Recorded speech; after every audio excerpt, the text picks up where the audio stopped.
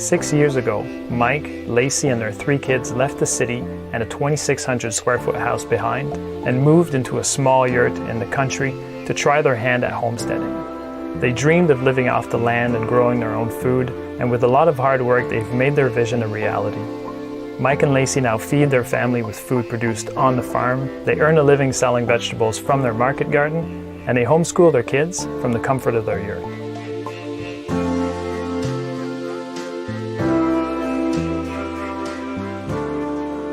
This yurt has been the vehicle that helped us to live the type of lifestyle that we have desired to live. When we first got started in living here, I had to work off the homestead, off the farm, to supplement and provide an income for our family. But living here now has enabled us to both be here as full-time parents and full-time working on our business, our farm, running a market garden, as well as raising animals on the farm.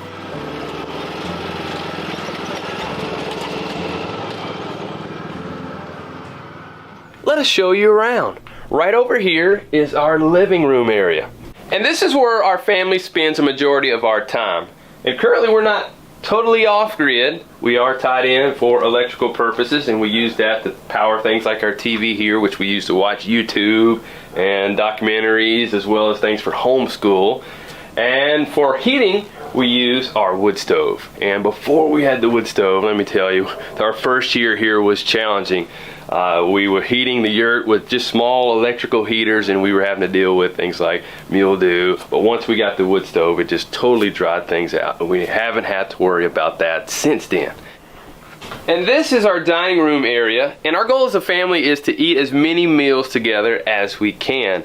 And some days we're actually able to eat breakfast, lunch, and dinner together. In addition to that, we grow a lot of food in our garden, which we'll show you here in a little bit. And another goal of ours is to eat and include as many of the foods that we grow out in the garden as we can within our meals. And this area is also used for doing homeschooling with the kids, and it's one of my favorite areas. And right back here is the kitchen. And you can go as luxurious or as primitive as you want with your kitchen in your yurt. But for us, we have all the modern conveniences. Our water source comes from a well. We have a refrigerator, we have a stove and an oven, and we even have a dishwasher. And on the other side of the kitchen, we designed it so the kids would have a place to also do homeschool. If we have people over, there's another counter to eat on. And we also have these shelves over here with storage. Mike built the shelves, and then we just use milk crates and keep everything from shoes to toys up and out of the way. We just showed you the first half of our yurt, so we're going to show you the next part. And one of the things that we did is we set up a loft, so that way originally it was planned to have where somebody could go up there and sleep, but you know what, during the summer and winter it gets too hot up there for anybody to want to sleep up there. So right now it's just the storage area, and then we come down the hallway, and then on the first door on the left you have our bathroom. We have a sink with a full bath and shower, and yes, we have a toilet too. Right off of the bathroom, we strategically put the laundry room. So we have a full-size washer and dryer and storage for our sheets, towels, all of that. And then over here on this side, we have closet space for all the kids' clothes. Their clothes stay right here, so come out of the dryer, get hung up, all in one place. And heading back down the hallway here is where our children sleep. We have bunk beds for them. We currently have 2 set up. We actually have 3 children, so we plan to set up another tier bunk bed here pretty soon. And people often ask, well, why don't your kids have their own separate bedrooms?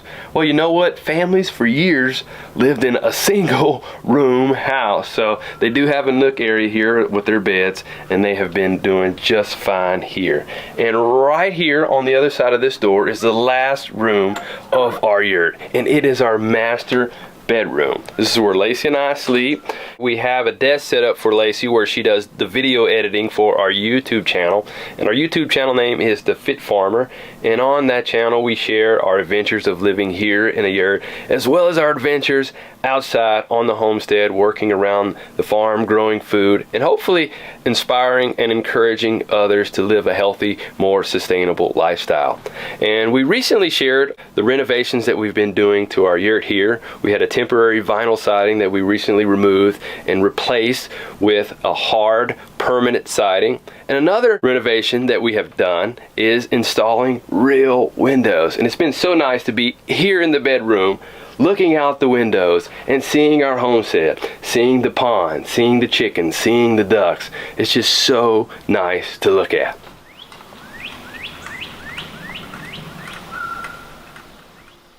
So this is our home, and though it hasn't been challenge-free, we have enjoyed living here. Some of the challenges included just adjusting to living here. Like one of the adjustments is adjusting to the rain. When a heavy rain comes, it can be kind of loud in here. Yeah, it's great when there's just a little, but don't count on making any phone calls whenever it's really pouring, because you can't hear anything. Prior to living here, we lived in a spacious 2,600 square foot brick house in the city. I was a massage therapist, had an extra room where I could work from home. At that time, I also worked as a personal trainer in the fitness industry and was a professional natural bodybuilder. And being in that industry, I was really drawn towards health and eating better and living a healthier lifestyle. As we started having kids, the desire to want to grow healthier food began to grow more and more. We started a garden in our city plot and started raising some food for ourselves. And we saw just how much we could grow in a small space, and that was encouraging too. And we got to the point where the city life just no longer fit the desires and dreams that we had for our family. So at that point, we decided to pretty much sell everything we had and move to the country. The only challenge was we didn't necessarily have a lot of the economical resources. So Craigslist comes into play. And I was randomly searching on Craigslist one day, and what do you know? There was a yurt right there. We found our yurt, bought it, moved out to the country. On some family property. We had to tear down a house and set up the yurt. And this process was pretty challenging, from tearing down the old house that was previously here to beginning setting up the footing for our yurt, setting up the concrete block pillars, and then we finally got it set up and we were finally able to move into our yurt, and that was such a good feeling. And it wasn't anything fancy, it was just what we needed. As we started our homestead journey here, it started off with us primarily growing food for our own consumption to provide healthier food for us and for our family. And as the journey continued, we eventually started a market garden in which we started producing food for others to consume. And a part of that system, we grow a variety of different vegetables, and we start a lot of them from seed indoors, and then once they become starts, we take those starts into our greenhouse where they are prepped until they are ready to be transplanted. Let's go check out our greenhouse. Here in the summer, we're growing mainly tomatoes, which Josiah and I were just harvesting. And speaking of the kids, they help out with a number of tasks here on the farm. We do a lot of the tasks together. Yeah. And it's really important to us to involve the kids in this way of life, so that way these skills are passed down to them and they actually know where their food comes from, even at an early age. And this is my garden. And I call this my apothecary garden. Mike added this for me last year so I can grow the medicinal plants that I enjoy growing, like calendula, which is great for skin healing, and yarrow, which you can use to stop bleeding for cuts and things of that nature. And I really enjoy growing our own herbs so that we can take care of our family. And this is our market garden, and we sell primarily to two types of customers: restaurants and individual customers that we service through our CSA.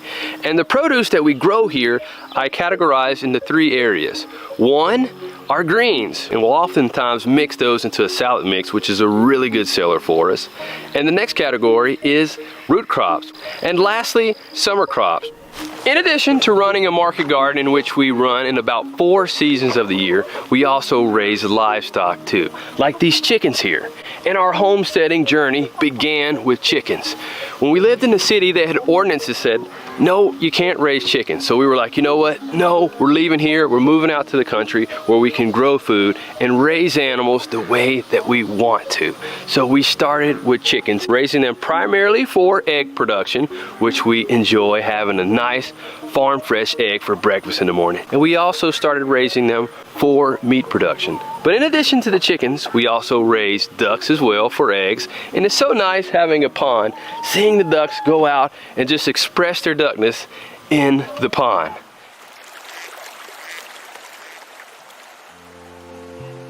It's pretty interesting to think back when we got started. I think we over-romanticized it a little bit as far as underestimating the work that would be involved, the pests that we would have to deal with, and even dealing with animal death. It could be way more challenging than you think it would be. However, I would say that we underestimated how satisfying this way of life can be. Connecting with nature on a regular basis is amazing. This way of life has also given us the ability to create a business in which we can grow and produce food for other people. More and more people are wanting to know where their food comes from, and it feels good being a reliable source for food for other families. And one thing that I really love about living the homestead life is the diversity of tasks that you have to do. It's different from day to day and season to season. It's a living and breathing system, and being part of that is really special.